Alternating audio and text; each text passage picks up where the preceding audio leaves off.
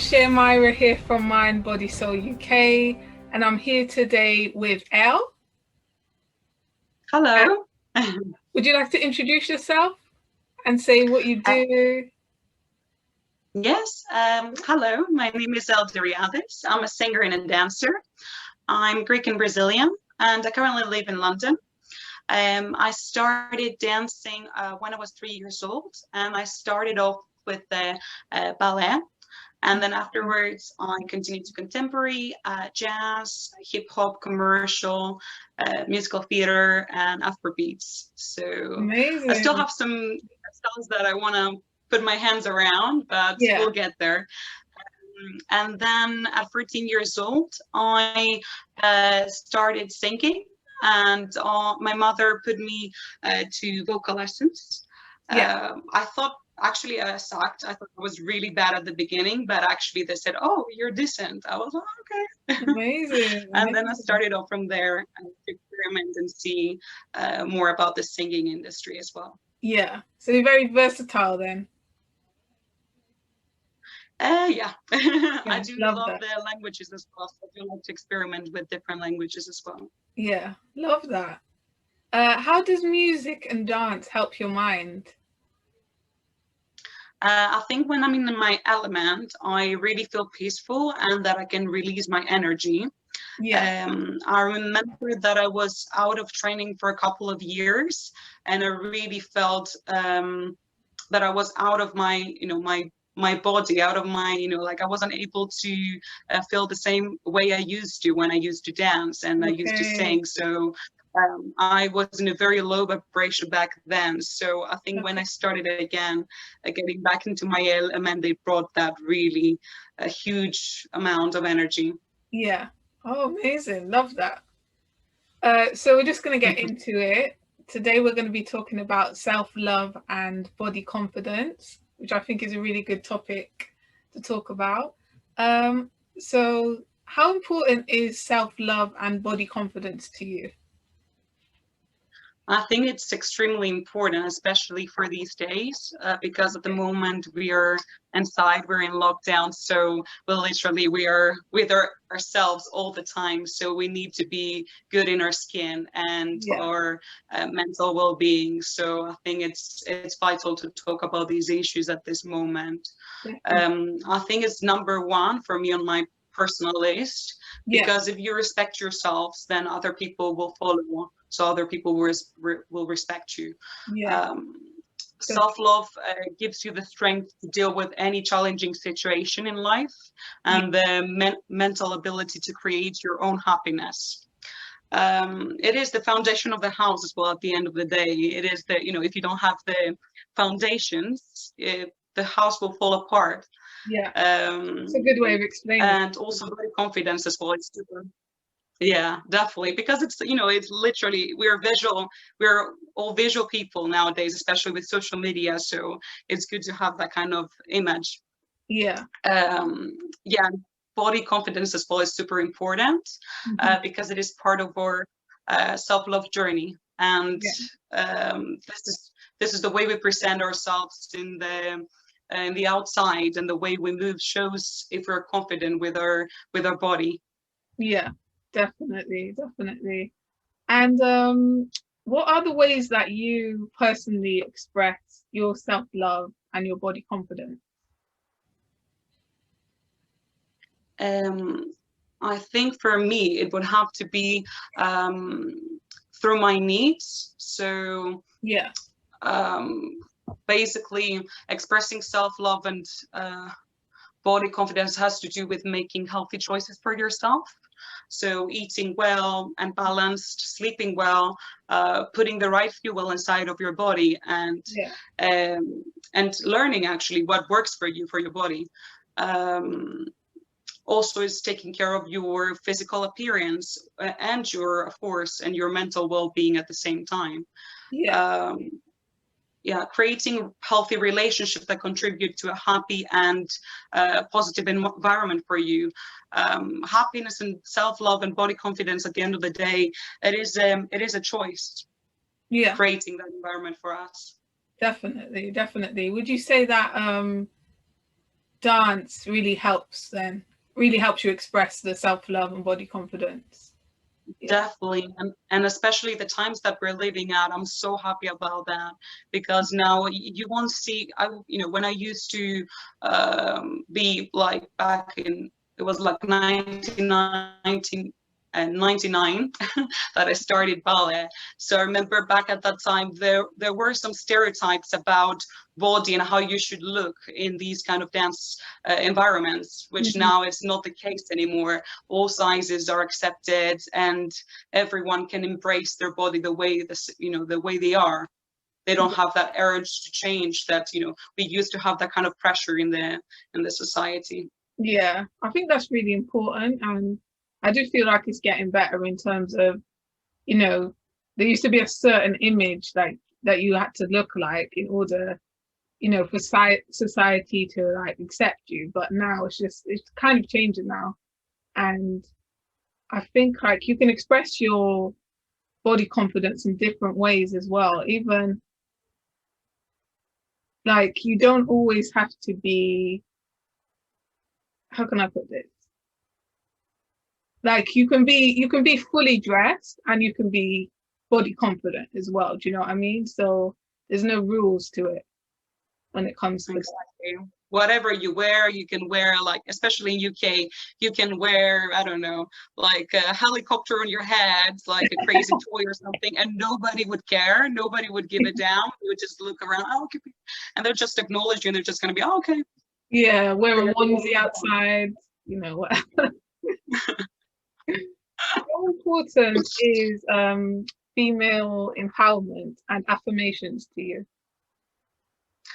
I think it is very important, because sometimes we forget to talk with ourselves as well, because sometimes we might feel awkward about that, and we should, like, for me, I apply the same thing that I apply for singing.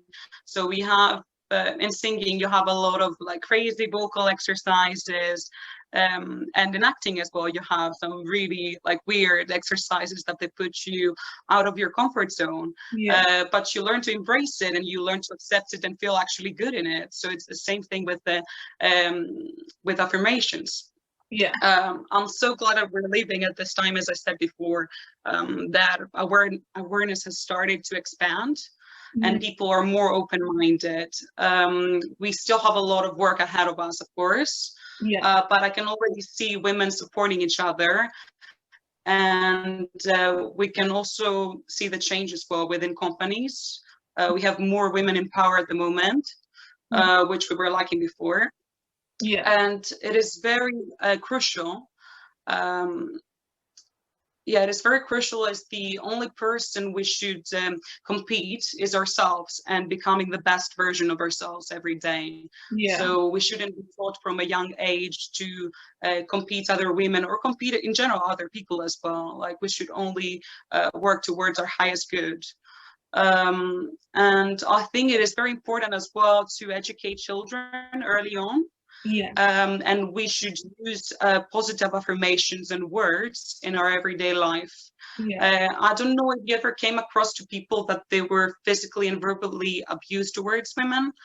I think it is necessary to make them understand that these kind of behaviors aren't accepted, and back up with an argument and action.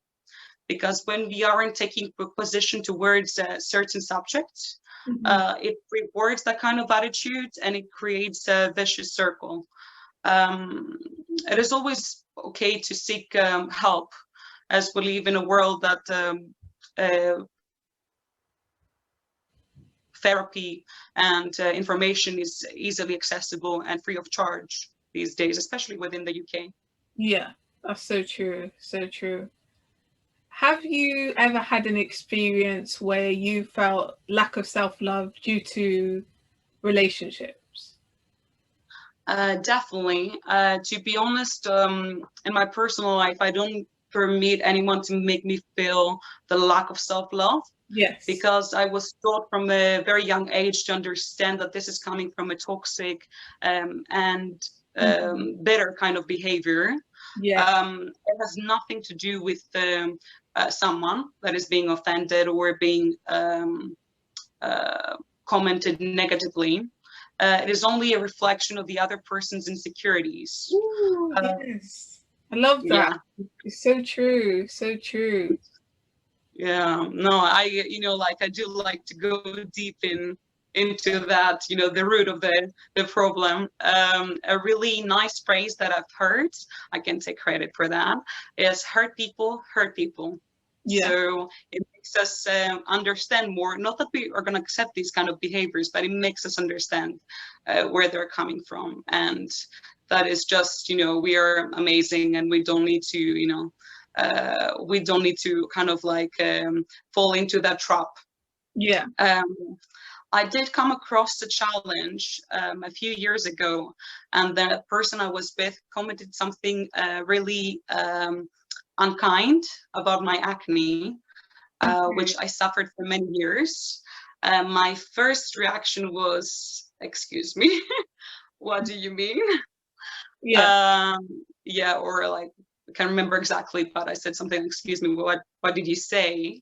I'm not going into detail, but basically the story ended.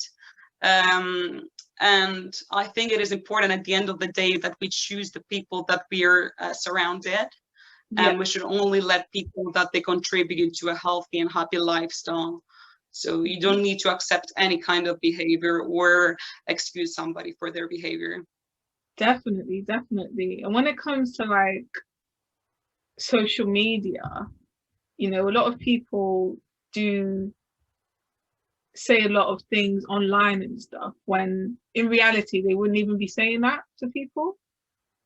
But the online platform, gives them that opportunity to say it. Do you think that relationships and social media play a big part in having a big impact on self-love and body confidence?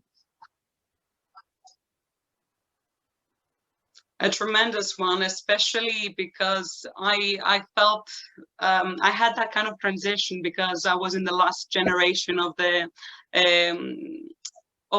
basically the millennials. So Yeah. I was able to see that kind of transition, and I think it hasn't affected me that much because I didn't grow up in that kind of environment. Now children, you see, they are with their phones from 6 years old, and they put filters that they make them look younger, even though they're 6 years old. And you're thinking, oh my God, why? It's crazy. But I think, yeah, social media has created a lot of needs that they don't exist actually.